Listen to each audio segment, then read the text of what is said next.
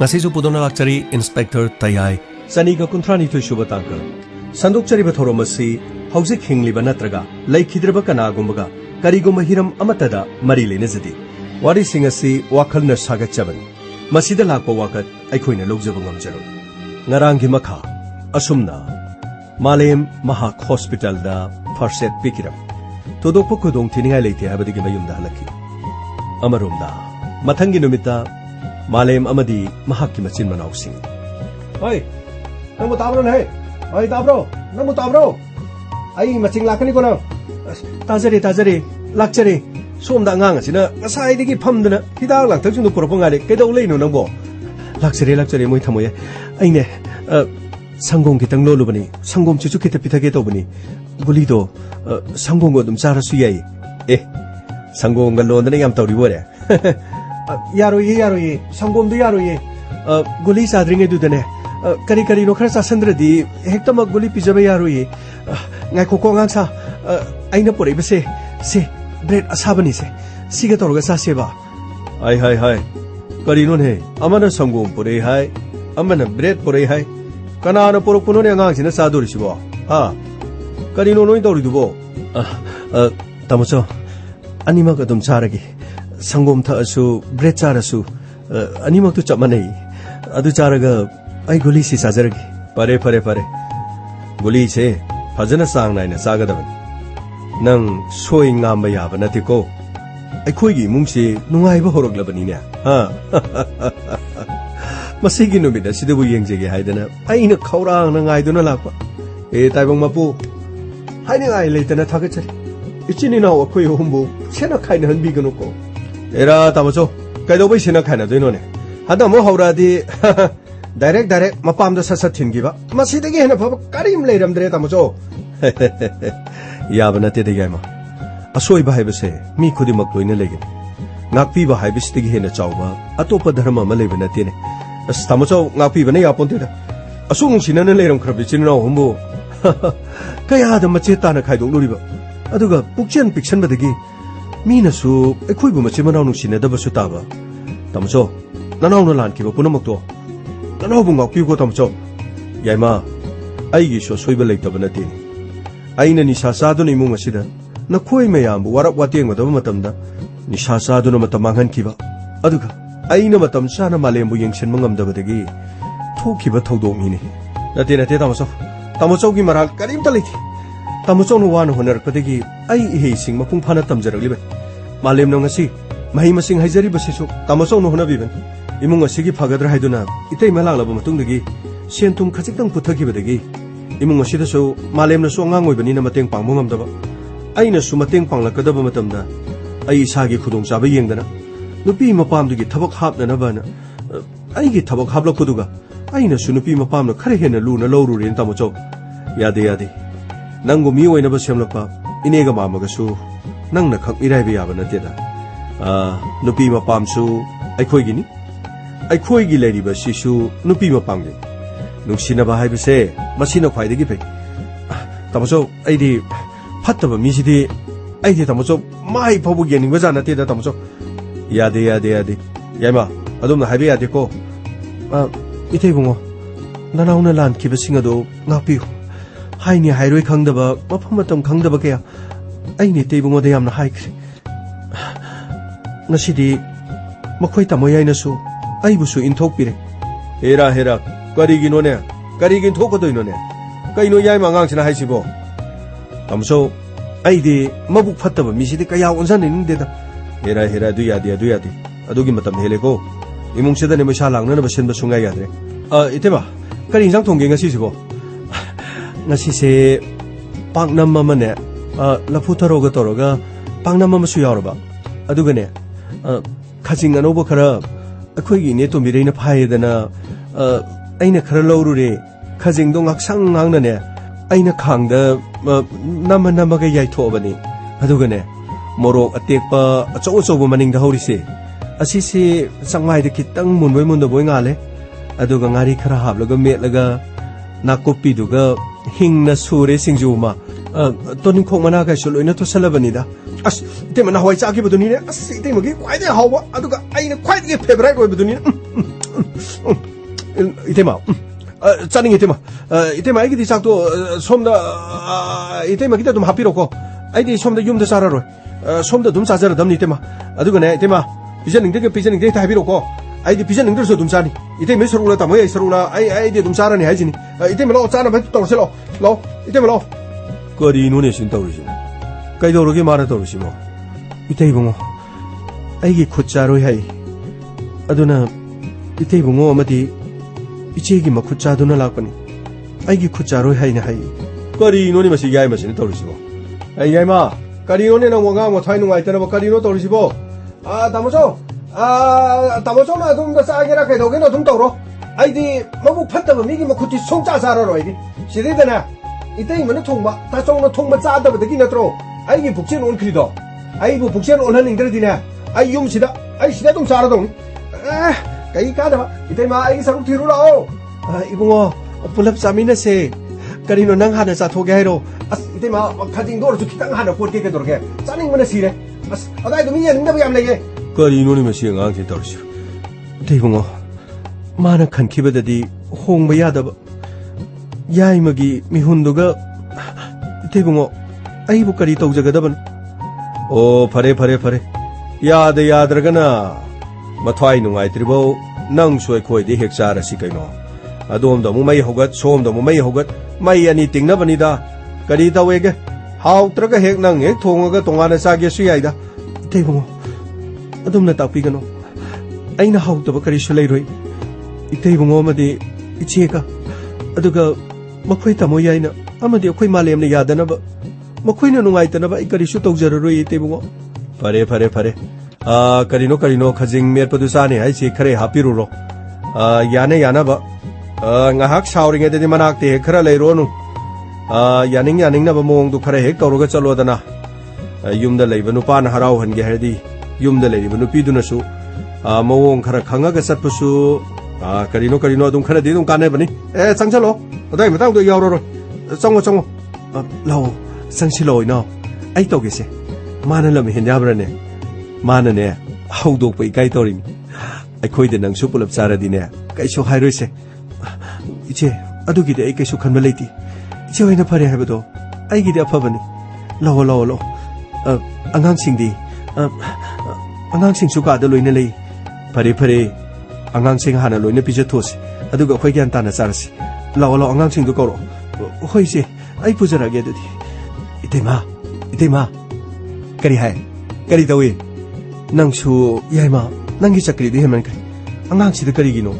이까이리는 강드는 미라레 하이저러버시부 까리기노바 에라이테마 카라 강한 거담 누시 그러비 나오시고 마나 마탐 깨노니 ngo데 랍톨리제 아이지 헥다 숨는 오르레이드나 아다모라도 아스마도데 크레 헬리 시데게 디바 누피 마파노 폰가 도록선 까이다 위 용어 시데데 모이 폰가 로 탑탑 그럼네 로 블록 탐전 그럼네 카라 마이네 에라 야디 아두마이네 토부 야디 이네가 마마가나 낭기 타박 하빠다 쪼부다이테 로크리두디 아두 야브라네 모이 타박도 똑토로레 튜션 토로가 힝베야나 아이 클래스 10 12 키 사트라싱 튜션 매암 토로가 일레라미두디 테마 미미 카포말라스네 미냐 무시테고 아이 아이지니 테마 이 미마 가충본 볼로로이 예마 아묵다 탑토코게도 보게 소르세 이폰다 풍갈레 아이코이네 누가이베세 이 소르네 영실리브라 미니 영실리브라 아이코이 누가이나 묵다 레이시게도 보게 테마 도이데 게임 칼루노다 nungaiba horom nisdei karim khalun imung sigi sana thangna badaita aina ma to walhalo adugi tema ekhoi malem nangam basu soidena tawjarakchan tamosoga itema gana subano makhara dunane angang sing sigi school gi kari gi aduga tema migi puthabu do singna bodu monasi kari gi no ne nanaw su nanaw leisidi tema sidagi dine tamosoga itema ga malem gi mittagi pi marik amata tahalo yarisin aina wasangli bisin 사이트나 사키 이빠 아이폰기 부론타레 이마하드기 부론타레 마시고 아이니 인기드라바 아이네 아이기 레리 비샤 싱시기네 좀 짜방 엄들 망게 때문에 또이디 야이마 까리노 낭나 또리도보 세머니 때문에 하이제 야이마 따모죠 에코이기 뭉시 아숨노 오이라카네 하이바 타자루브라 따모죠 말렘 마시 punamak 낭기 쿠돌니 낭디 아토이베니 ꯅꯪꯅ ꯄꯨꯝꯅꯃꯛ ꯑꯁꯦ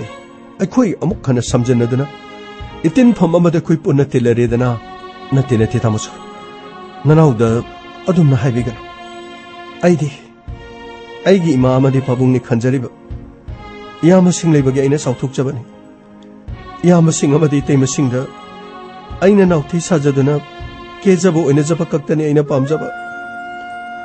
ꯌꯥꯔꯦ ꯍꯧꯖꯤꯛꯇꯤ ꯃꯤꯂꯨ ꯄꯤꯔꯥꯡ ꯁꯤꯟꯊꯒꯗꯕ ꯅꯠꯇꯦ ꯑꯩꯈꯣꯏ ꯅꯣꯛꯀꯗꯕꯅꯤ ꯑꯩꯈꯣꯏ ꯌꯥꯝꯅ ꯋꯥꯃꯟꯈ꯭ꯔꯦ ꯅꯣꯛꯃꯟꯗꯗꯅ ꯑꯩꯈꯣꯏ ꯅꯣꯛꯄ ꯍꯩꯇ꯭ꯔꯕꯅꯤꯅꯦ ꯃꯥꯜꯂꯦ ꯇꯥꯃꯣꯆꯧ ꯍꯧꯖꯤꯛꯇꯤ ꯑꯩꯈꯣꯏ ꯅꯣꯛꯂꯒꯗꯕꯅꯤ ꯆꯨꯝꯃꯦ ꯇꯥꯃꯣꯆꯧ ꯑꯩ ꯑꯉꯝꯕ ꯊꯥꯛꯇ ꯍꯣꯠꯅꯔꯛꯀꯅꯤ ꯑꯩꯅ ꯏꯃꯨꯡꯁꯤꯒꯤ ꯃꯇꯦꯡ ꯄꯥꯡꯕ ꯌꯥꯕ ꯄꯥꯡꯒꯅꯤ ꯑꯗꯨꯕꯨ ꯇꯥꯃꯣꯆꯧ ꯅꯅꯥꯎꯗꯤ ꯌꯨꯝ ꯑꯁꯤꯗ ꯀꯨꯏꯅ ꯂꯩꯕ ꯌꯥꯔꯣꯏꯌꯦ ꯇꯥꯃꯣꯆꯧ ꯍꯥ ꯀꯔꯤ ꯑꯗꯨꯗꯤ ꯑꯩꯈꯣꯏꯅ ꯍꯣꯠꯅꯔꯤꯕꯁꯤ ꯅꯠꯇꯦ ꯇꯥꯃꯣꯆꯧ ꯑꯩ ꯃꯔꯛ ꯃꯔꯛꯇ ꯂꯥꯛꯀꯅꯤꯌꯦ ꯑꯩ ꯌꯨꯝ ꯊꯥꯗꯣꯛꯑꯒ ꯆꯠꯀꯅꯤ ꯍꯥꯏꯕ ꯅꯠꯇꯦ ꯇꯥꯃꯣꯆꯧ ꯑꯩ ꯔꯦꯁꯤꯗꯦꯟꯁꯤꯌꯦꯜ ꯁ꯭ꯀꯨꯜ ꯑꯃꯗ ꯑꯩ ꯊꯕꯛ ꯇꯧꯗꯨꯅ ꯂꯩꯕꯅꯤ ꯑꯩ ꯌꯥꯝꯗ꯭ꯔꯕꯗ ꯊꯥ ꯑꯃꯗ ꯂꯨꯄꯥ 30,000ꯒ ꯈꯔ ꯍꯦꯟꯕꯗꯤ ꯏꯔꯥꯏ ꯂꯥꯏꯅ ꯐꯪꯉꯤ ꯑꯩꯅ ꯈꯖꯤꯛꯇꯪꯒ ꯃꯇꯝ ꯀꯥꯏꯊꯣꯛꯂꯕꯗꯤꯅꯦ ꯃꯗꯨꯗꯒꯤ ꯍꯦꯟꯅ ꯐꯪꯕꯁꯨ ꯌꯥꯏ ꯀꯔꯤꯅꯣ ꯍꯥꯏꯔꯤꯁꯤꯕꯣ ꯃꯥꯂꯦꯝ ꯅꯪꯕꯣ ꯃꯥꯅꯦ ꯇꯥꯃꯣꯆꯧ ꯑꯩ ꯌꯨꯝ ꯑꯁꯤꯗꯒꯤ ꯊꯣꯛꯈ꯭ꯔꯕ ꯃꯇꯨꯡꯗ ꯔꯦꯁꯤꯗꯦꯟꯁꯤꯌꯦꯜ ꯁ꯭ꯀꯨꯜ ꯑꯃꯗ ꯑꯩ ꯃꯐꯝ ꯑꯗꯨꯗ ꯑꯩ ꯆꯠꯂꯒ ꯌꯥꯎꯈꯤꯕꯅꯤ ꯃꯐꯝ ꯑꯗꯨꯒꯤ ꯐꯥꯎꯟꯗꯔꯗꯨꯅ ꯑꯩꯕꯨ ꯌꯥꯝꯅ ꯂꯨꯅ ꯇꯧꯏ ꯑꯩꯒꯤ ꯇꯤꯆꯤꯡ ꯁ꯭ꯇꯥꯏꯜ ꯑꯗꯨꯒ ꯑꯩꯒꯤ ꯇꯤꯆꯤꯡ ꯃꯦꯊꯣꯗ ꯃꯈꯣꯏꯅ ꯌꯥꯝꯅ ꯄꯥꯝꯃꯤ ꯑꯗꯨꯒ ꯃꯐꯝ ꯑꯗꯨꯗ ꯂꯩꯔꯤꯕ ꯑꯉꯥꯡꯁꯤꯡ ꯍꯧꯖꯤꯛ ꯄꯔꯤꯈꯥ ꯇꯧꯗ꯭ꯔꯒꯁꯨ ꯑꯣꯟꯂꯥꯏꯟ ꯀ꯭ꯂꯥꯁ ꯑꯗꯨꯒ ꯇꯣꯉꯥꯟꯕ ꯑꯩꯈꯣꯏꯒꯤ ꯊꯥꯖꯕ ꯁꯥꯇ꯭ꯔꯁꯤꯡꯗꯤ ꯃꯗꯨꯗꯤ ꯁ꯭ꯀꯨꯜꯒꯤ ꯐꯥꯎꯟꯗꯔꯅ ꯑꯈꯟꯅꯕ ꯀ꯭ꯂꯥꯁ ꯈꯔ ꯑꯗꯨꯝ ꯇꯧꯍꯜꯂꯤ ꯐꯖꯅ ꯁꯣꯁꯤꯌꯦꯜ ꯗꯤꯁꯇꯦꯟꯁ ꯃꯦꯟꯇꯦꯟ ꯇꯧꯏ ꯑꯗꯨꯒ ꯑꯉꯥꯡꯁꯨ ꯌꯥꯝꯕ ꯅꯠꯇꯦ ꯃꯈꯣꯏ 10 ꯈꯛꯇꯅꯤ ꯇꯥꯃꯣꯆꯧ ꯃꯗꯨꯗꯒꯤꯅꯦ ꯇꯥꯃꯣꯆꯧ ꯑꯩ ꯄꯩꯁꯥ ꯌꯥꯝꯅ ꯐꯪꯉꯤ ꯌꯥꯗꯦ ꯒꯥꯔꯤ ꯑꯃ ꯂꯩꯕꯅꯤ ꯈꯪꯗꯦ ꯄꯨꯕꯅꯤ ꯈꯪꯗꯦ ꯁꯣꯠꯄꯅꯤ ꯈꯪꯗꯦ ꯏꯕꯨꯡꯉꯣ ꯌꯨꯝꯁꯤꯗꯒꯤ ꯑꯗꯨꯝ ꯍꯪꯒꯠ ꯆꯠꯂꯨ ꯅꯪ ꯂꯩꯇ꯭ꯔꯕꯗꯤꯅꯦ ꯑꯩ ꯑꯅꯥꯕ ꯑꯃ ꯍꯧꯒꯅꯤ ꯏꯕꯨꯡꯉꯣ ꯇꯥꯃꯣꯆꯧ ꯑꯩ ꯁ꯭ꯀꯨꯜꯗꯨꯗ ꯂꯩꯕꯅ ꯐꯒꯅꯤꯌꯦ ꯇꯥꯃꯣꯆꯧ ꯌꯥꯗꯦ ꯊꯕꯛ ꯑꯃꯠꯇ ꯇꯧꯔꯨꯅꯨ ꯌꯨꯝꯗꯅꯦ ꯑꯉꯥꯡꯁꯤꯡꯁꯦ ꯂꯥꯏꯔꯤꯛ ꯇꯥꯛꯄꯤꯗꯅ ꯈꯣꯠꯇꯅ ꯇꯝꯗꯅ ꯂꯩꯕꯁꯦ ꯏꯕꯨꯡꯉꯣ ꯑꯩꯅꯦ ꯁꯦ ꯊꯕꯛ ꯁꯨꯕ ꯆꯠꯀꯦꯁꯦ ꯑꯗꯨꯒ ꯅꯇꯩꯃꯒ ꯑꯩꯒꯅ ꯆꯦꯛꯀꯣꯟ ꯆꯠꯄꯅꯤ ꯈꯪꯗꯦ ꯀꯔꯤꯅꯤ ꯈꯪꯗꯦ ꯇꯧꯔ ꯂꯣꯏꯔꯦ ꯏꯕꯨꯡꯉꯣ ꯌꯨꯝꯗ ꯂꯩꯕꯤꯌꯨ ꯃꯇꯝ ꯐꯠꯇꯦꯀꯣ ꯑꯩ 30,000-40,000ꯒ ꯄꯥꯝꯗꯦ ꯅꯪꯅ ꯌꯨꯝ ꯊꯥꯗꯣꯛꯑ ꯆꯠꯈ꯭ꯔꯒ ꯑꯁ ꯌꯥꯔꯣꯏꯁꯦ ꯈꯤꯇꯪ ꯅꯨꯡꯉꯥꯏꯁꯦꯅ ꯇꯧꯔꯒ ꯅꯪꯒꯤ ꯋꯥꯔꯤꯗꯨꯅ ꯑꯃꯨꯛ ꯋꯥꯍꯜꯂꯦꯅꯦ ꯇꯥꯃꯣꯆꯧ ꯑꯗꯨ ꯑꯣꯏꯔꯒ ꯑꯩ ꯌꯨꯝꯗꯒꯤ ꯆꯠꯂꯕꯁꯨ ꯆꯠꯅꯕ ꯍꯣꯠꯅꯒꯦ ꯑꯗꯨꯅꯤꯗꯅ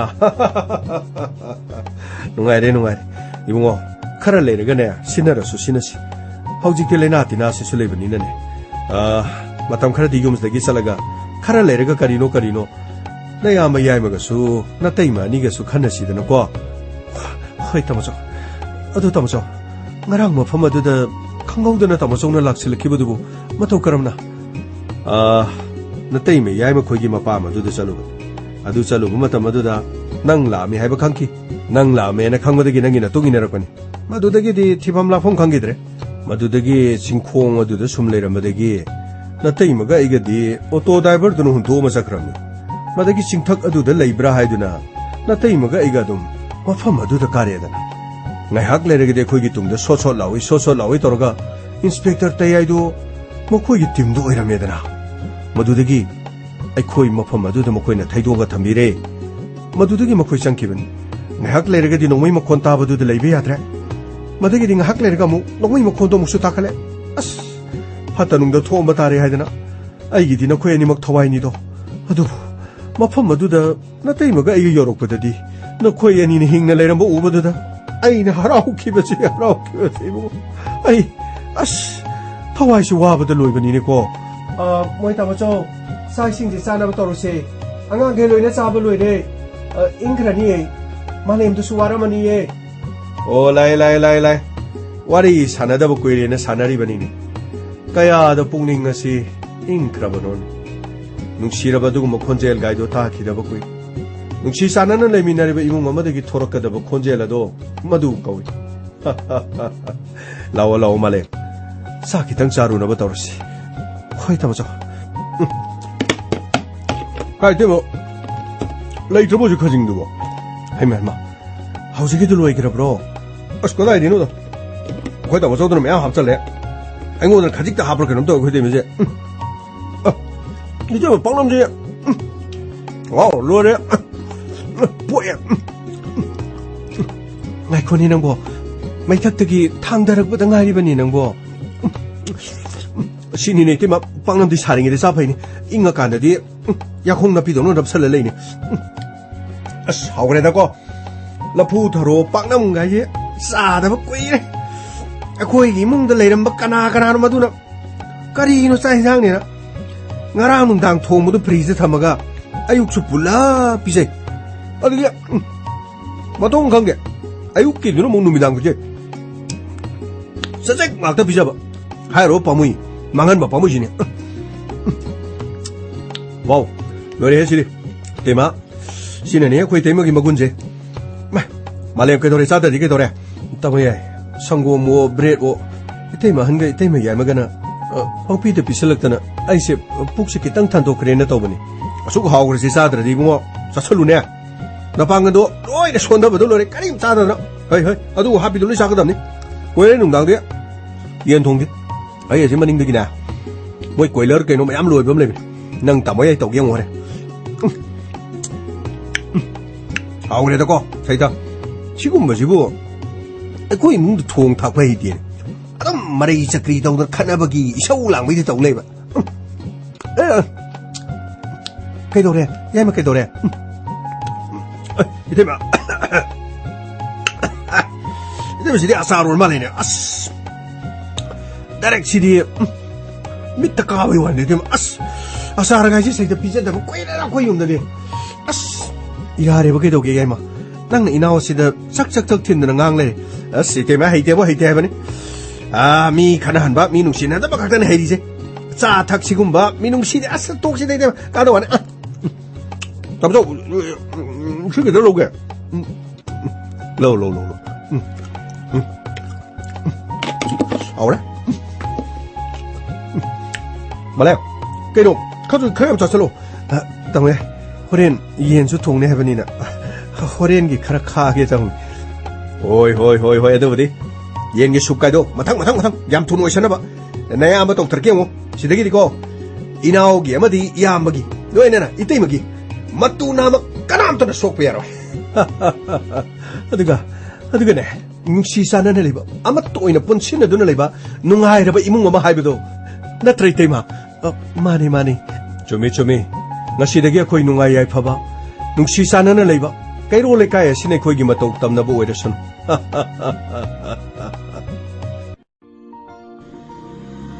로지 이영호도 아시마 펀치 파즈드려 시카오게코 까이기노 시드카미 좀 가리기노 시드카함들디 까이카모 아이노 꼬이번에는 라디 swagi 파자바지 그리 영이더나 아도 아이나 해보다 까이노 아이나 해보고 까이노 어라 까이노 거랑 메시지를 왜 하이나 그래 누가 까이노 까이노 강전애들 까이노 아스 까이노 딸래 까이노 뭐 토망 강전아 꼬이베서 시나라가 까이노 하이마 꼬이번이 까이노 베비 꼬이 라이세 꼬이번이 까이 만들어 봐이시고 시 nangna hai bidge koi sena la bike thoro la ai gari maning na pe hojiti matam batabani na restaurant da gari da kara da mina sula na khali na sidi open restaurant as yemo se side le gom se sala je ba kai no ai ji bo koi bene ne la sala je ai ji bo kai no yum daro na ai ji bo as adu gi ne te ba sa se ba sidi yam koi ne le ba ta le ba 미슈 이래 레이티 어두가 카리노 할로 베비 미 레이터 지나 파트로 미 레이터디 이바니 데가 남이 예트레다 아스탈리세 카이노나 하이도보 시 산나바 독시시 까다이드노 미 콰이네 쩨나마 폼데 사시 시데 카미시보 카이기노 하이마 시 영원아 로 베비 시 레이바 칭야 땀야 파자라바 싱탁 시데게 고마 카다 땀나 오리바 용 기홈 빠링 मीने थारे ngakne se masana hojar ko nate mi satna daba sa kai ne satpam pham nati se adu rasu mi takta eba mi no urga phajade ba oh no baby nang suwa angi bisna saita naming rozi gana kawe daga tabak tok thorok pudna pura single bi ge ta mi nang toija ain haije se nungchina ba jing ngakne nungchina ba du de amaga maga understanding leina badan so just understanding you and me so 한토세 까이노 도이도 뭐 까이노로지 ꯑꯩꯕꯨ ꯃꯤꯇꯣꯞꯂꯣ ꯅꯪꯒ ꯈꯪꯅꯔꯤꯁꯤ ꯉꯁꯤ ꯉꯔꯥꯡ ꯈꯪꯅꯕꯁꯨ ꯅꯠꯇꯦ ꯆꯍꯤ 2-3 ꯐꯥꯔꯦꯗꯅ ꯍꯧꯖꯤꯛ ꯐꯥꯎꯕ ꯅꯪꯅ ꯑꯩꯕꯨ ꯀꯌꯥꯝ ꯀꯨꯏꯅ ꯑꯁꯨꯝꯅ ꯂꯥꯞꯊꯣꯛ ꯊꯝꯒꯦ ꯍꯥꯏꯅꯣ Roger say listen to me yong ꯑꯩꯒꯤ ꯃꯤꯠꯇꯨ ꯌꯦꯡꯉꯣ ꯑꯩꯁꯨ ꯅꯪꯒꯤ ꯃꯤꯠꯇ ꯌꯦꯡꯒꯦ ꯃꯤꯠꯀ ꯃꯤꯠ ꯆꯥꯟꯅꯔꯒ ꯊꯃꯣꯏ ꯑꯅꯤꯒꯤ ꯃꯔꯤ ꯁꯣꯏꯗꯅ ꯊꯣꯛꯂꯛꯀꯗꯕꯅꯤ look yong ꯅꯃꯤꯠ ꯀꯨꯞꯀꯅꯣ ꯑꯁ ꯑꯩ ꯍꯩꯅꯗꯦꯕ Really? You don't love me? Hey, ꯃꯨꯟꯅ ꯌꯦꯡꯉꯣ ꯇꯉꯥꯡꯂꯕ ꯅꯪꯒꯤ ꯆꯤꯝꯕꯥꯜ ꯅꯤꯡꯊꯤꯖꯔꯕꯤ ꯅꯪꯒꯤ ꯁꯖꯤ ꯃꯤꯇꯥꯒꯨꯝꯂꯕꯤ ꯃꯤꯁꯅꯥ ꯆꯣꯏꯖꯥꯏꯅꯔꯕ ꯅꯪꯒꯤ ꯁꯝꯂꯥꯡ ꯑꯩꯒꯤ ꯃꯪꯂꯥꯟ ꯈꯨꯗꯤꯡꯃꯛꯇ ꯅꯪꯅ ꯑꯗꯨꯃꯛ ꯑꯩꯕꯨ ꯉꯥꯎꯍꯟꯗꯨꯅ ꯂꯩꯔꯤ ꯑꯁ ꯌꯥꯔꯤꯁꯦ ꯃꯤ ꯂꯥꯛꯑꯒ ꯐꯖꯗꯦ ꯍꯥꯏꯔꯒ ꯀꯩꯅꯣ ꯅꯪ ꯇꯧꯏꯗꯨꯕꯣ Roger ꯑꯁ ꯀꯔꯤꯅꯣ ꯅꯪ ꯇꯧꯏꯗꯨꯕꯣ ꯀꯔꯤꯅꯣ ꯁꯤ ꯄꯥꯈꯪ ꯂꯩꯁꯥꯕꯤꯒꯤ ꯃꯔꯛꯇ ꯑꯗꯨꯝ ꯂꯩꯅꯕ ꯃꯔꯤ ꯉꯥꯛꯇꯅꯤ ꯅꯨꯡꯁꯤꯅꯕ ꯍꯥꯏꯁꯤꯕꯨ ꯑꯁꯤꯒꯨꯝꯕ ꯃꯔꯤ ꯂꯩꯅꯗ꯭ꯔꯗꯤ ꯅꯨꯡꯁꯤꯅꯕ ꯀꯧꯒꯗ꯭ꯔꯣ ꯑꯁ ꯀꯩꯅꯣ ꯑꯩ ꯍꯩꯅꯗꯦꯁꯦ ꯅꯨꯡꯁꯤꯅꯕꯒ ꯑꯗꯨꯒ ꯀꯔꯤ ꯃꯔꯤ ꯂꯩꯅꯒꯦ Roger ꯐꯔꯦ ꯑꯗꯨꯗꯤ ꯅꯪ ꯆꯠꯂꯣ ꯑꯩ ꯃꯐꯝꯁꯤꯗ ꯅꯥꯏꯇꯣꯝ ꯂꯩꯖꯍꯧꯔꯤ ꯍꯥꯡꯂꯕ ꯑꯇꯤꯌꯥꯁꯤ ꯌꯦꯡꯗꯨꯅ ꯐꯖꯔꯕ ꯆꯤꯡ ꯄꯥꯠ ꯇꯨꯔꯦꯟ ꯆꯤꯡꯊꯛ ꯑꯁꯤꯗꯒꯤ ꯌꯦꯡꯗꯨꯅ ꯐꯖꯔꯕ ꯄꯨꯛꯅꯤꯡ ꯍꯨꯔꯕꯁꯤꯡ ꯑꯁꯦ ꯌꯦꯡꯗꯨꯅ ꯂꯩꯍꯧꯔꯒꯦ ꯅꯪ ꯆꯠꯀꯦ ꯍꯥꯏꯕ ꯅꯠꯇ꯭ꯔꯣ ꯂꯝꯕꯤꯗꯨꯗ ꯂꯥꯛꯄ ꯒꯥꯔꯤ ꯑꯃ ꯂꯦꯞ ꯂꯧꯔꯒ ꯒꯣ ꯅꯪꯅ ꯑꯄꯥꯝꯕ ꯅꯪꯗꯤ ꯑꯩꯕꯨ ꯊꯃꯣꯏ ꯁꯦꯡꯅ ꯅꯨꯡꯁꯤꯕ ꯅꯠꯇꯦ ꯑꯩ ꯈꯪꯉꯦ ꯅꯪꯅ ꯑꯩꯉꯣꯟꯗ ꯈꯜꯂꯤꯕ ꯋꯥꯈꯜꯗꯣ ꯑꯗꯨꯕꯨ ꯑꯩꯅ ꯅꯪꯕꯨ ꯅꯨꯡꯁꯤꯕꯒꯤ ꯊꯃꯣꯏ ꯁꯦꯡꯅ ꯅꯨꯡꯁꯤꯕꯒꯤ ꯑꯁꯦꯡꯕ ꯈꯨꯗꯝꯅꯤ ꯍꯥꯏꯕꯗꯨꯗꯤ ꯅꯪꯅ ꯈꯪꯗ꯭ꯔꯦ ꯐꯔꯦ ꯑꯗꯨꯗꯤ ꯑꯩ ꯃꯈꯥꯗ ꯀꯨꯝꯊꯔꯒ ꯑꯁꯥꯏꯗ ꯉꯥꯛꯇꯤ ꯌꯦꯡꯉꯨꯒꯦ ꯅꯪ ꯑꯗ ꯂꯩꯔꯝꯃꯣ ꯑꯩ ꯃꯈꯥ ꯀꯨꯝꯊꯔꯨꯒꯦ ꯑꯁ ꯗꯤꯄꯥ ꯀꯩꯅꯣ ꯇꯧꯏꯗꯨꯕꯣ ꯗꯤꯄꯥ ꯑꯩ ꯁꯤꯗ ꯃꯊꯟꯗ ꯂꯩꯕ ꯇꯜꯂꯦꯕ ꯗꯤꯄꯥ ꯑꯁ ꯀꯩꯅꯣ ꯃꯥꯅ ꯇꯧꯏꯁꯤꯕꯣ ꯆꯤꯡꯁꯤꯗ ꯂꯝꯍꯥꯡꯁꯤꯗ ꯀꯔꯤꯅꯣꯕ ꯑꯆꯠ ꯑꯣꯡꯒ ꯂꯥꯛꯑꯒ ꯑꯁ ꯀꯔꯤꯅꯣ ꯃꯤꯃꯥꯅ ꯇꯧꯔꯤꯁꯤꯕꯣ ꯀꯔꯥꯏ ꯆꯠꯈ꯭ꯔꯖꯥꯠꯅꯣ ꯑꯁ ꯗꯤꯄꯥ ꯀꯔꯤꯅꯣ ꯇꯧꯏꯁꯤꯕꯣ ꯌꯥ ꯊꯥꯗꯣꯛꯑꯣꯕ ꯃꯤ ꯎꯔꯒ ꯐꯖꯗꯦꯕ ꯑꯗꯨꯗꯤ ꯍꯥꯏꯌꯨ ꯑꯩꯉꯣꯟꯗ ꯅꯨꯡꯁꯤꯅ ꯍꯥꯏꯌꯨ ꯅꯨꯡꯁꯤꯕ ꯀꯩꯗꯧꯕꯩ ꯅꯨꯡꯁꯤꯔꯣꯏꯗꯣꯏꯅꯣ ꯃꯐꯝꯁꯤ ꯂꯝꯍꯥꯡꯅꯤ ꯃꯤꯅ ꯎꯔꯒ ꯕꯥ ꯐꯠꯇꯅ ꯈꯟꯒꯅꯦꯕ ꯈꯟꯅꯤꯡꯕ ꯈꯟꯖꯅꯨ ꯀꯩꯅꯣ ꯑꯩꯁꯨ ꯄꯥꯈꯪꯅꯤ ꯅꯪꯁꯨ ꯂꯩꯁꯥꯕꯤꯅꯤ ꯑꯩ ꯌꯨꯝ ꯄꯥꯜꯂꯕ ꯃꯤ ꯑꯃꯗꯤ ꯅꯠꯇꯦ ꯅꯪꯁꯨ ꯃꯧ ꯅꯠꯇꯦ ꯑꯩꯈꯣꯏꯅ ꯀꯅꯥꯗꯁꯨ ꯃꯤꯅꯝꯕ ꯂꯩꯇꯦ ꯅꯨꯡꯁꯤꯅꯕꯤ ꯑꯅꯤꯈꯛꯅ ꯃꯁꯥꯒꯤ ꯉꯥꯏꯍꯥꯛꯇꯪ ꯃꯤꯀꯨꯞ ꯑꯃꯇꯪ ꯃꯅꯤꯡ ꯇꯝꯅ ꯂꯩꯖꯕꯗ ꯀꯅꯥꯅ ꯀꯔꯤ ꯌꯦꯠꯇꯣꯏꯅꯣ ꯁꯦꯕ ꯇꯜꯂꯦꯕ ꯍꯥꯏ Roger ꯉꯥꯏꯈꯣꯕ ꯁꯤ ꯂꯥꯎꯕ ꯆꯠꯁꯤ ꯂꯥꯎꯕ ꯊꯦꯡꯉꯦꯕ ꯂꯥꯎꯕ ꯁꯦ ꯑꯩ ꯋꯥꯏꯒꯦ ꯅꯛꯁꯜꯂꯣ ꯑꯩ ꯋꯥꯏꯒꯦꯕ ꯆꯠꯂꯁꯦꯕ ꯐꯖꯅ ꯆꯠꯂꯁꯦꯕ ꯁꯦ ꯃꯨꯟꯅ ꯌꯦꯡꯉꯣ ꯑꯩꯉꯣꯟꯗ ꯑꯩꯁꯨ ꯅꯪꯒꯤ ꯃꯤꯠꯇ ꯑꯗꯨꯝ ꯌꯦꯡꯒꯦ ꯅꯪꯁꯨ ꯑꯩꯉꯣꯟꯗ ꯌꯦꯡꯉꯣ ꯃꯤꯠꯇꯨ ꯀꯅꯥꯅ ꯍꯥꯟꯅ ꯀꯨꯞꯄ ꯍꯥꯜꯂ ꯌꯦꯡꯅꯁꯦꯕ ꯁꯦ ꯌꯦꯡꯉꯣ ꯑꯁ ꯊꯦꯡꯈ꯭ꯔꯀꯥꯟꯁꯤꯗ ꯃꯤꯠ ꯀꯨꯞꯇꯕꯤꯃꯨꯛ ꯇꯥꯟꯅꯗꯣꯔꯤ ꯃꯐꯝꯁꯤꯗ ꯅꯠꯇꯗꯤ ꯌꯥꯗꯕ꯭ꯔꯕ ꯌꯥꯏꯌꯦꯕ ꯑꯃꯨꯛ ꯈꯛꯇꯪ ꯌꯦꯡꯉꯣꯁꯦ ꯑꯗꯨꯒ ꯆꯠꯂꯁꯦꯕ ꯍꯣꯏꯁꯦ ꯌꯦꯡꯉꯒꯦꯀꯣ ꯑꯗꯨꯗꯤ ꯌꯦꯡꯉꯣ Let's start 1 2 3 4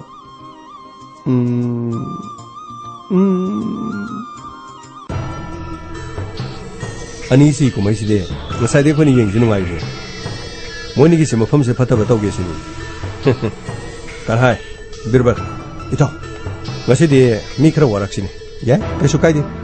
ꯂꯝꯗꯝ ꯅꯛꯅꯕꯅꯤ ꯇꯞ ꯇꯥꯏꯅ ꯐꯨꯔ ꯊꯥꯈꯤꯁꯤ ꯃꯈꯣꯏꯒꯨꯝꯕꯁꯤꯡ ꯑꯁꯤ ꯋꯥꯔꯛꯇ꯭ꯔꯕꯗꯤ ꯂꯝꯗꯝ ꯑꯁꯤꯗ ꯆꯠꯂꯤꯁꯦꯁꯤꯡ ꯑꯁꯦ ꯑꯔꯥꯟꯕ ꯊꯕꯛ ꯌꯥꯝ ꯇꯧꯒꯗꯧꯔꯦ ꯃꯐꯝ ꯃꯇꯝ ꯆꯥꯅ ꯋꯥꯔꯛꯍꯧꯗ꯭ꯔꯕꯗꯤ ꯀꯔꯤꯝꯇ ꯀꯥꯟꯅꯔꯣꯏ ꯃꯃꯥ ꯃꯄꯥꯅꯗꯤ ꯃꯈꯣꯏꯁꯦ ꯑꯁꯨꯃꯥꯏꯅ ꯇꯧꯔꯨꯆꯣꯅ ꯊꯥꯗꯣꯔꯛꯀꯗꯣꯏꯔꯣ ꯁꯤꯒꯨꯝꯕꯁꯤ ꯋꯥꯔꯛꯇꯅ ꯀꯔꯥꯏ ꯋꯥꯔꯛꯇꯣꯏꯅꯣ ꯆꯠꯁꯤꯂꯣ ꯁꯦ ꯌꯦꯡꯉꯣꯕ ꯃꯨꯟꯅ ꯌꯦꯡꯉꯣꯕ ꯑꯁ ꯌꯥꯔꯦꯕ ꯍꯩ ꯅꯣꯏꯅꯤꯗꯤ ꯀꯩꯗꯩꯅꯣ ꯀꯅꯥꯗꯤ ꯀꯩꯅꯣ ꯃꯐꯝ ꯑꯁꯤ ꯑꯣꯛꯇꯕꯒꯤ ꯂꯝꯆꯠ ꯆꯠꯐꯝꯅꯦꯅ ꯈꯟꯕ꯭ꯔꯣ ꯑꯩꯈꯣꯏ ꯈꯨꯟ ꯑꯁꯤ ꯆꯦꯟꯊꯅꯒꯦ ꯇꯧꯔꯣ ꯍꯣꯏ ꯅꯣꯏꯒꯨꯝꯕꯁꯤ ꯐꯅꯌꯥꯝꯁꯨ ꯋꯥꯔꯛꯑꯕꯅꯤ ꯌꯥꯗꯦꯅꯦ ꯃꯐꯝꯁꯤ ꯑꯆꯤꯛꯄ ꯊꯤꯔꯛꯏꯔꯣ ꯋꯥꯔꯧꯕ ꯌꯥꯗꯦ ꯑꯩꯈꯣꯏ ꯅꯨꯡꯁꯤꯅꯖꯕꯅꯤ ꯑꯩꯁꯨ ꯄꯥꯈꯪꯅꯤ ꯃꯥꯁꯨ ꯂꯩꯁꯥꯕꯤꯅꯤ ꯁꯤ ꯃꯐꯝꯁꯤꯕꯨ ꯄꯥꯈꯪ ꯂꯩꯁꯥꯕꯤꯒꯤ ꯆꯤꯂꯣꯛꯅꯐꯝꯂꯣ ꯁꯤ ꯃꯐꯝꯁꯤꯕꯨ ꯄꯥꯈꯪ ꯂꯩꯁꯥꯕꯤꯒꯤ ꯆꯤꯂꯣꯛꯅꯐꯝꯂꯣꯕ ꯅꯣꯏꯒꯤ ꯏꯃꯥꯒ ꯄꯥꯕꯨꯡꯅ ꯁꯥꯕ ꯆꯤꯡꯁꯦ नखोई यम फजन वरक तबेर फम फजन फमो इखोई से सकरे वरो बिबियादि हे कइगिनो मगोदो ख थाबिदु कइगिनो हे नुपि करि नुपिस फुबिरि कइगिनो हे नुपि फुबु करिगिनो बेन नोइने तोर दो फबनि खनब्रा इखोई ग साइदि गिना खुइ येंगलि मफम मसिदना खुइ गुम क्याना नत्तब लमचत चले हेब पाउ फमगदि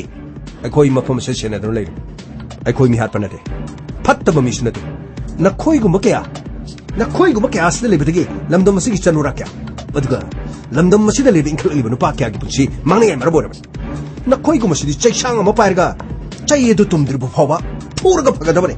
कनाय बिरबल ओ पराता बुयो येंगले रुने कदोंने होय आय आय आय आय आय आय आय कंदोई इसाउसी कोई चचरगी वरो बिगनो कोई चचरगी बिरबल मोबाइल दु नमुने मसाइदि नमद्रो इताओ प्रिंस लोइने नमजरी लोइने यावरी हे खौबदगिना लोइबो फाव सेन नम तवाति फुबगी सिनसिजो हावकदब मतु मराव मदु उरकांदा मफम असि लाक्तनबा मखोगी परासे खरे यामना तमनब खरे याम फुदो बेरो मरमदि काबो काबो फुरो थादोखरदि लमदम नबे हिलक ए नुपि नंग इरांग याम पामब्रा इरांग याम पामब्राबा इरांग पामगना इरांग पितारे नुपि न खोई नरा यामना लेखरजान यामना लेखरबा नुपा सिंगदबु न खोइना ताइने न बहने नुपि न खोइना याद्रदि नुपा नग यापोत नंग यादना लाई नत्रो नुपा मगी गाड़ी मथुन न नपग लाइसे नंग लोइ यारे हबे नत्रो नंग लोइनि यारे हबे नत्रबा कइनो हबिदुबो माले मसिग मफम खुदिमक लेरिबा नुपिसिंग गाड़ी द तोंगगा चपसिंगसे नुपा द इरांग तोबने न लौदिरो इसिरोक्सी करिगिनो रखोइनो नुपि द फुरिसिबो हे तबले नुपि ओरुजुसे नुपि मखलमने इरांग पाम्बी नुपा पाम्बी सिगुम नुपिसिनबो कयाम फरकनेगे ममा आमो ओइरकदोरिने ममा आमो ओइरकदोबु नुपि नंगना सिगुम बलिचत असि चलगा सिंगमान तुरियन असुक्प मोंगसोंग खुदोंग चाबा येंगदना लेरदि ओइ अफब इमामा पियो माले मछि जोइ तोगे हाइदो नंगुम ममा पिरदि ओक्तबिगी मकोन सानिने हा ममा मपा हातप ngamba मचा कया मनु थोलकनिने ओइ नखोइनिबो लेम थारो सिलोक्सि अखोइ लानजखै मफम मसिद खोइ अकाइबदि तोखिति अदुबो खोइ मफम मसिद अमोना लाक्चरो ओइ अदुने यारोय अखोइ बुने बिलियन ओइना लोन अखोइसे लेबाक असिदने अचुम खर पाamba अखोइ खुलाई पाबा मी नतेको अखोइ करि मेउजति अखोइ गिबुसे खुलाई बुबु से मफम से इंटरनेट खितंग यारमदि लाइव थारंगदम अदुबो वीडियो रेकॉर्ड से करिन तो वारो नयुम योंद्रिङैदा अपलोड सोइदना तौसरके मतुदि तौबियो इचनो से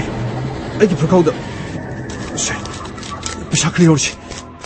तो पलिसिंग मंगाने से करिए लिसिंग मंगा के दोबा ओइ नंगी से मी सित्रिरा मी सित्रिराबा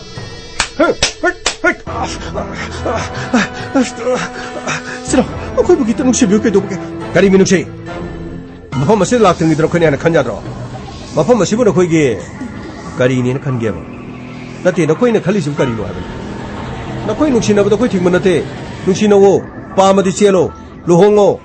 लुहोंगा हल्लमन ममांगदा कुंदो परेंगदु हुंगनरगने नुंगाइने नखोइ पालो नखोइना मफम असिदा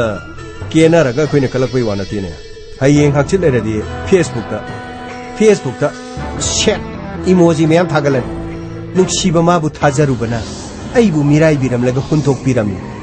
महाकि मफमद सिनजरुब थमोय असे अरेमबु ओइहौरे सिनत्र बनुपि नंगना हयेंग हाकचित पोस्ट तौरक्तदु सिनत्र अदगी डीपीदा काइरबा अइगी थमोय मैसा लांहौरबा अइ नुक्सिबा नंगु अमुक्तंग लाकपा ngaइजे करिगी अदुम वाहिदु करिगिनो फेसबुक ता दुगुम वाहि फोंदोइदु करिनोबा अइसि नुपा अमदा पुंसि कथोखरे अइसि पुमांग मांगे अइसि लेखा तारबिनी सिनत्रो नंग फोंदोइदो मदुना नंगी नुपादुना फोन दि चलहंद्रबनिना नंगी स्टेटस नत्रगा नंगी टाइमलाइन दु उरगा नुक्सिनरकनबरो हौजिकानसे नखोइगी नमा नपानसु फेसबुक सु का हेना पाइबा हेति ꯃꯆꯥꯅꯨꯄꯤꯅ ꯀꯔꯤ ꯊꯥꯒꯠꯂꯤ ꯃꯆꯥꯅꯨꯄꯥꯅ ꯀꯔꯤ ꯊꯥꯒꯠꯂꯤ ꯃꯃꯥ ꯃꯄꯥ ꯑꯝꯇ ꯌꯦꯡꯕꯖꯥꯠ ꯃꯆꯥꯅꯨꯄꯤꯒꯤ ꯂꯝꯆꯠ ꯌꯦꯡꯒꯦ ꯍꯥꯏꯔꯗꯤ ꯃꯆꯥꯅꯨꯄꯤꯒꯤ ꯐꯦꯁꯕꯨꯛꯇꯣ ꯃꯃꯥ ꯃꯄꯥꯅ ꯐꯖꯅ ꯌꯦꯡꯕ ꯆꯪꯏ ꯃꯆꯥꯅ ꯈꯜꯂꯤꯕ ꯋꯥꯈꯜ ꯃꯆꯥꯅ ꯇꯧꯒꯦ ꯈꯜꯂꯤꯕ ꯇꯧꯔꯛꯀꯗꯧꯔꯤꯕ ꯍꯧꯖꯤꯛ ꯑꯣꯏꯔꯤꯕ ꯁꯤꯆꯨꯋꯦꯁꯟꯗꯣ ꯃꯗꯨ ꯑꯞꯗꯦꯠ ꯇꯧꯔꯒ ꯃꯁꯥꯒꯤ ꯐꯦꯁꯕꯨꯛ ꯏꯟꯁꯇꯥꯒ꯭ꯔꯥꯝꯗ ꯁꯣꯏꯗꯅ ꯍꯥꯞꯄꯛꯀꯅꯤ ꯅꯣꯡꯃꯒꯤ ꯃꯍꯥꯛꯅ ꯈꯜꯂꯤꯕ ꯋꯥꯈꯜ ꯑꯗꯣ ꯃꯐꯝ ꯑꯗꯨꯗ ꯏꯔꯒ ꯊꯥꯒꯠꯂꯦ ꯍꯥꯏꯕꯁꯦ ꯃꯃꯥ ꯃꯄꯥꯁꯤꯡꯅ ꯈꯪꯕ ꯆꯪꯏ ꯑꯗꯨꯗꯤ ꯃꯃꯥ ꯃꯄꯥꯅ ꯌꯦꯡꯗ꯭ꯔꯕꯅꯤ나 ꯃꯆꯥꯁꯤꯡꯅ ꯀꯩꯗꯧꯔꯦ ꯍꯨꯟꯗꯣꯛꯄꯤꯔꯝꯃꯦ ꯊꯃꯣꯏ ꯄꯤꯊꯣꯛꯎꯔꯦ ꯊꯥꯖꯔꯨꯔꯦ ꯁꯦꯡꯅ ꯌꯨꯝ ꯀꯩ ꯄꯥꯜꯂꯨꯔꯒ ꯆꯦꯜꯂꯨꯔꯒ ꯍꯜꯂꯛꯑꯒ ꯂꯩꯔꯝꯅꯤ ꯍꯥꯏꯕꯗꯨꯅ ꯐꯠꯇ꯭ꯔꯣ ꯂꯩꯁꯥꯕꯤ ꯍꯥꯏꯕ ꯃꯤꯡꯗꯨꯃ ꯇꯞꯄꯒ ꯁꯨꯃꯥꯏꯅ ꯁꯤꯒꯨꯝꯕ ꯂꯝꯆꯠꯁꯦ ꯆꯠꯂꯒ ꯅꯈꯣꯏꯅ ꯃꯤ ꯀꯌꯥ ꯃꯥꯡꯍꯟꯒꯦ ꯍꯥꯏꯅꯣ ꯍꯌꯦꯡ ꯍꯪꯆꯤꯠ ꯂꯩꯔꯗꯤ ꯑꯉꯥꯡ ꯑꯃ ꯆꯦꯔꯪꯗ ꯍꯥꯞꯄꯒ ꯂꯃꯥꯡꯗ ꯍꯨꯟꯇꯣꯛꯑꯝꯃꯦ ꯅꯨꯡꯁꯤꯗ꯭ꯔꯣ ꯄꯤꯛꯂꯤꯕ ꯑꯉꯥꯡ ꯃꯆꯥꯗꯨꯕꯨ ꯃꯃꯥ ꯃꯄꯥ ꯑꯣꯏꯅ ꯑꯣꯏꯅꯤꯡꯗꯦꯅꯦ 이까이버드기 꿈티 사르가 찌릉다 하빠 하고 훈토이시 이름담 쓰게 하소르게 이름담 쓰게 하소르게 너케니 영린 푸동네 허이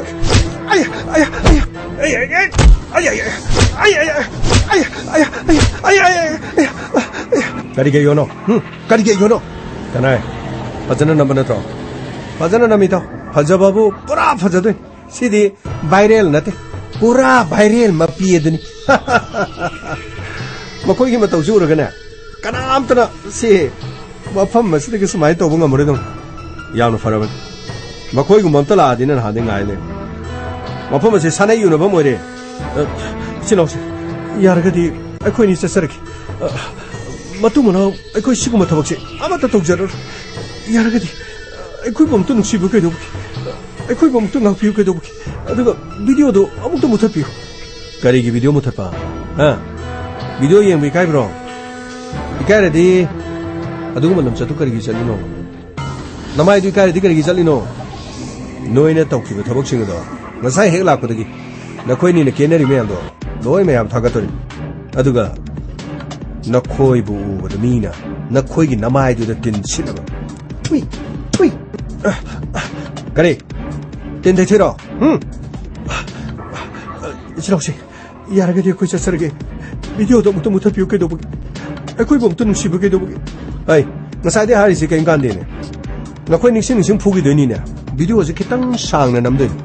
호렌 에디팅 도로가 카라카 카라가 카라 왓푸스에 누비가 푸부도 버전 넘버는 들어가나 버전에 야오레토 아이네 마양 렌즈 콩파나 거범지 야오그럼 살라가 타이마 마투 모노 누파가 수마이네 삿파마 아무 하나 떠오르 Hey, nakhoni yum yor gane. Noeni namana pana phajana luna torne. Nakhoi gi namana pa sing susi de khangjar ni da. Masa masu yum dagi free da thado ki base kari tauge do muna khangjar ni da. Masi khakta na tana. Ai khoi ngasi thaga ka dor bise. Nakhoi gu makaya sune. Makhoi gi mama mapa na madu ura kan masa sing section na no. Chinoxe. Ai khoi matungda mohna mafam sila sulak charo. Aduga मफम अतैदा सुससर करिए मफम अतैदा ससर रोइगा restaurant के हांगे दैना हा नोइगे शहर मचा मचा दुदि restaurant के हांगे दैना थिंगबसु कोतोमा थिंगदबसु कोतोमा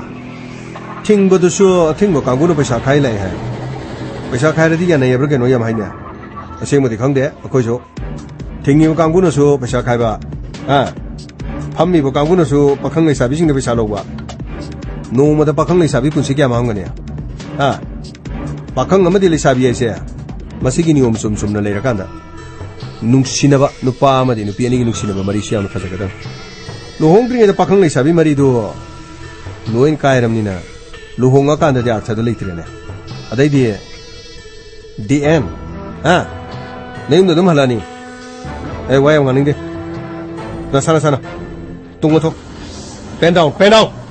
kuru kulo le mai da akhoi so pu ki dira shi pu bana tine na khut ani do le bak na mo le bak yarab ai no pe nupa sina makha da leise asigi manak sina nangsu tumsalo ai khoi de du malam ta sakhi balai asumna to bigano ai khoi ge punchi loirani 난 갈리지 시대기 헤로인 공격에 갈리러 시대기 사크르게 헤로인 공격에 갈리러 콕 빡는 뭐 마치라 꼭 쳤는 뭐지 뭐지 저네 누빠 지금 낙디 히쁘네 가라이 비디오 보잖아 뭐 신호신 야라브라 시야라브라 거기 람set 파트버디 뒤짝기다만 에이 레오 넘버 봐 야니 더 어글로 레보 좀 레고노 너 거기 버전 레고노 비디오 소목 넘기되라 하시고 에이 사이사기로 뭐 사이드 풀이지는 에이 진짜 로나 거기 있으라 걸로 레고노 버전하모 노르병 미아레 더 양 버전에 오스카르 왓 펑은 야레 실어 와이글로 하비 실어 시대기 나윰다 좀나 삭히게다 아사이드가 뭐 시대 왈호레가 나 마카타람마디 야파보여 실어 거기 사이드가 뭐더 쳤어 시대기도 마마레레 쳤어거든 아코이 람네 양카네 아두가 사이 마시머럼도 문 감내르마디네 아파보여 चलो 해 चल के चलो कोई चल के लो रोजी चलो लो चलो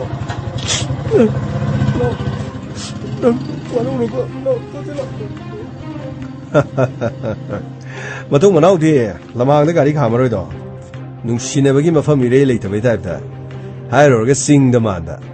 सिंगदमादा उनदरदि याद्रबो मखोइ इरांग तोफमलबसिबो लंदम मसिदा सनुरा क्या मांगलैबा सिदि मखोइ खंबिने आंगाक् फंगाक्तनिगो सिगुमसे नैदर फुगदमनि कदाइ पुथरोने मसाइदो छछ पुथरोने सिले तो कराइ अस इसे कैंटीन गिरो काइगिनो कैंटीन गिना तेदा सिदि अखोइगे बोका जानाइ चानबदि nganu yaure akoi si tawringe da moi nga sai video do upload to bigger se aduga loi ne khanghalase koi bisalage irang ne lai ni chai bajana sa sakre hejolo sa hejolo se koi ne sele gumse mi di phuro ta la ko ni jong thak le di bera kan do selo ro ro tang sa sa torga asloe se 시대가 나보래다 라서 에코인의 도리 더벅싱이 우할러로래 게더게 마시기 마카 따라거다 하이리바 미오싱 간하이 비르벌 아마디 프린스 마코인의 남키바 로지 아마디 디팍기 비디오싱 마펌 마두다 마코인의 토이도파 아카이바 토키드러버수 마코인의 남두는 마펌 마두다 비디오다 바이럴 싼나는 먹이데마 남키 마시기 마퉁다 마코인의 비디오도 소셜 미디어다 타글라키라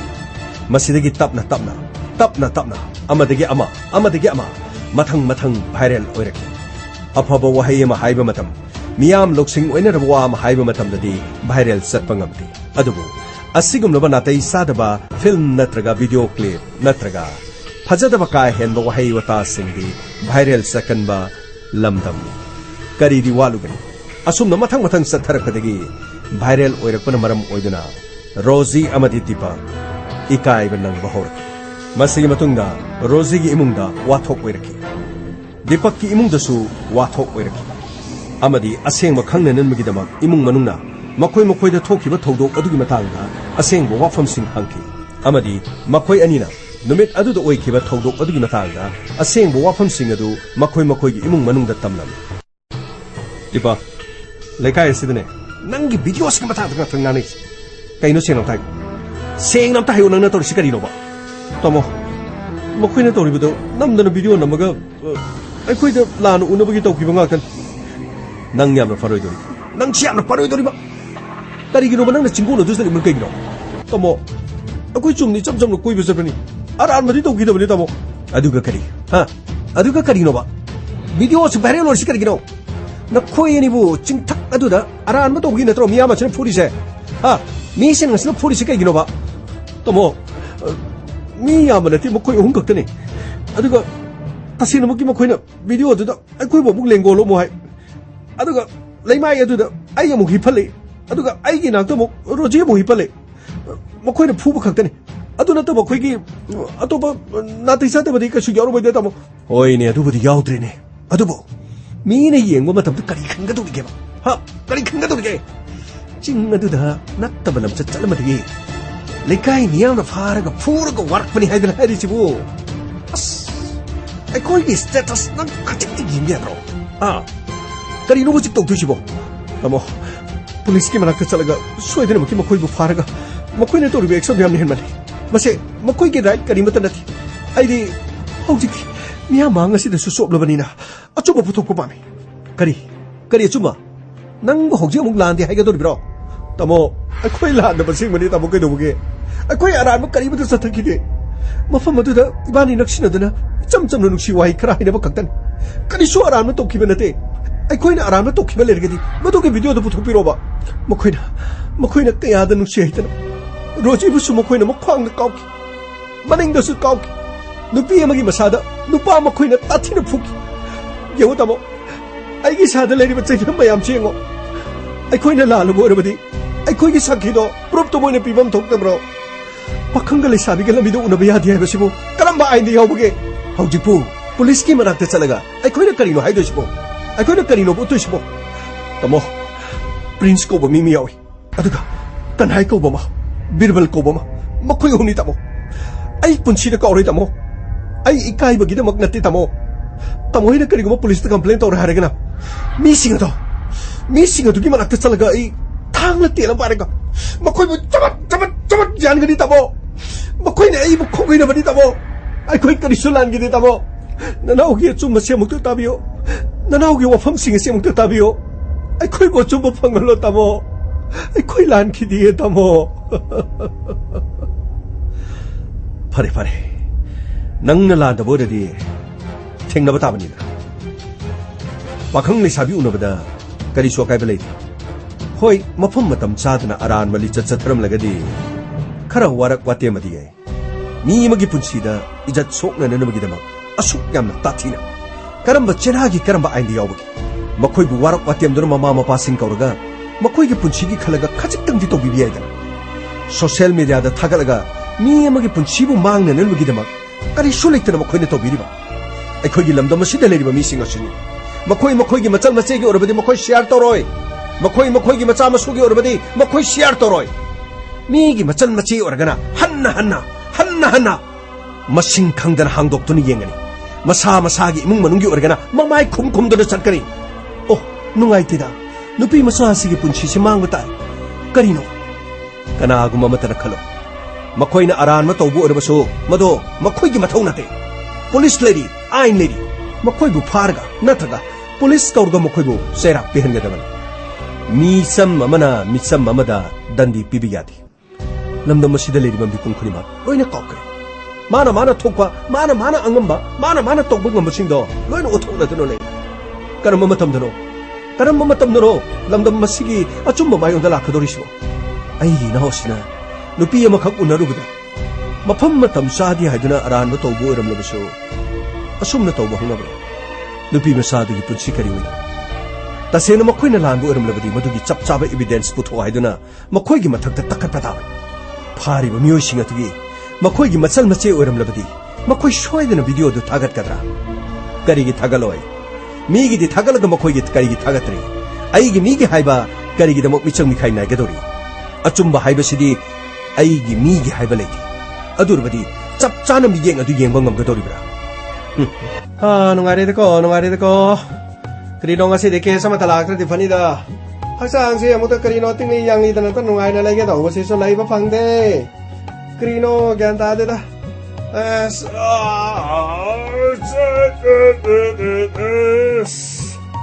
kamwe karino ngarang di nangna tega maningda lerga tikatar noi du gaigino kare sona te da santos ngarangi mokhoi gi machi manau singi wari du tabada ide mittigi singno oro taidana अदुदगी करिनो मखोइगी मनाउ नुपादुन हारे ngasi de tamoyai gi birthday ni adu tawbani ada tawbani as kaya de nungsikre ꯃꯗꯨꯒꯤ ꯃꯔꯛ ꯑꯗꯨꯗꯀꯣ ꯑꯁ ꯑꯩꯁꯨ ꯑꯩꯒꯤ ꯕꯥꯔꯗꯦꯒꯤ ꯃꯇꯥꯡ ꯑꯃ ꯅꯤꯡꯁꯤꯡꯂꯛꯈꯤꯕꯅꯤꯗ ꯅꯪꯁꯨ ꯃꯗꯨꯒꯤ ꯋꯥꯔꯤꯗꯨꯗꯤ ꯑꯩꯗꯤ ꯀꯥꯎꯊꯣꯛꯇꯅ ꯑꯩꯗꯤ ꯂꯣꯏꯅ ꯂꯤꯊꯣꯛꯈ꯭ꯔꯦꯗꯅ ꯀꯣꯟꯅ ꯑꯩꯅ ꯃꯣꯏ ꯏꯀꯥꯏꯕꯁꯤ ꯀꯩꯅꯣ ꯍꯥꯏꯁꯤꯕꯣ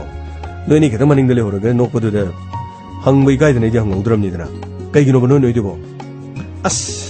ꯑꯇꯩꯒꯤ ꯅꯠꯇꯦꯃꯦ ꯃꯈꯣꯏꯅ ꯕꯥꯔꯗꯦ ꯍꯥꯏꯕꯗꯨꯗ ꯑꯩꯅ ꯖꯨꯟꯔꯩꯒꯤ ꯕꯥꯔꯗꯦ ꯅꯨꯃꯤꯠꯇꯀꯣ ꯑꯩꯅ ꯐꯖꯅ ꯑꯩꯈꯣꯏꯒꯤ ꯇꯥꯃꯦꯡꯂꯣꯡꯒꯤ ꯗꯨꯀꯥꯟ ꯑꯃꯗꯀꯣ ꯀꯦꯛꯇꯣ ꯑꯩꯅ ꯐꯖꯅ ꯁꯤꯡꯅꯍꯜꯂꯦꯕ ꯀꯦꯛꯇꯣ ꯑꯩꯅ ꯐꯖꯅ ꯁꯤꯡꯅꯕꯗꯨꯗ ꯃꯈꯣꯏꯒꯤ ꯀꯔꯤꯅꯣ ꯀꯣꯜꯒꯦꯠ ꯃꯥꯜꯂ ꯀꯥꯞꯄꯗꯣ ꯃꯈꯣꯏ ꯃꯃꯤꯡ ꯏꯕꯗꯣ ꯑꯗꯨ ꯏꯔꯝꯗꯥꯏꯗꯨꯗ ꯑꯩꯉꯣꯟꯗ ꯍꯥꯏꯕꯅꯦꯕꯀோ ꯃꯗꯨꯗ ꯏꯒꯗꯕ ꯃꯃꯤꯡꯗꯨ ꯀꯔꯤꯅꯣꯅ ꯍꯥꯏꯕꯅꯦꯕ ꯑꯇꯩꯗ ꯑꯩꯅ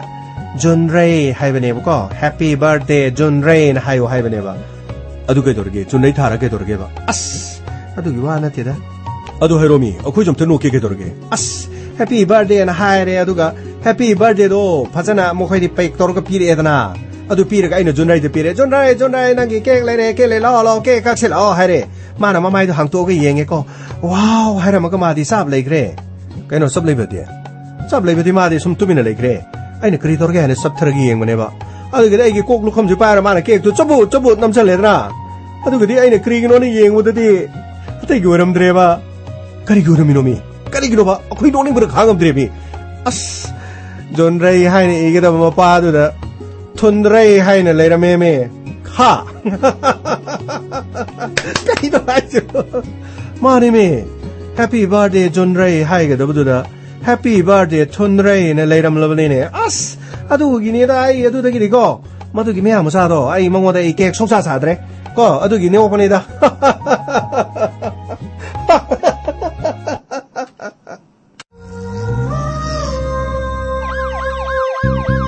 ꯂꯥꯛꯂꯦ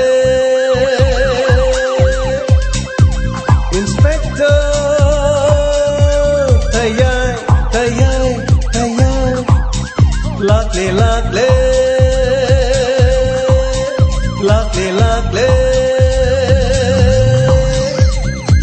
인스펙터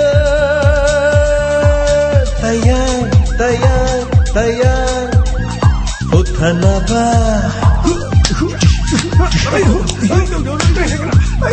Kanbinaba. Thank you, sir. Welcome. Utanaba. Kanbinaba. Inspector. Tayang. Laklela.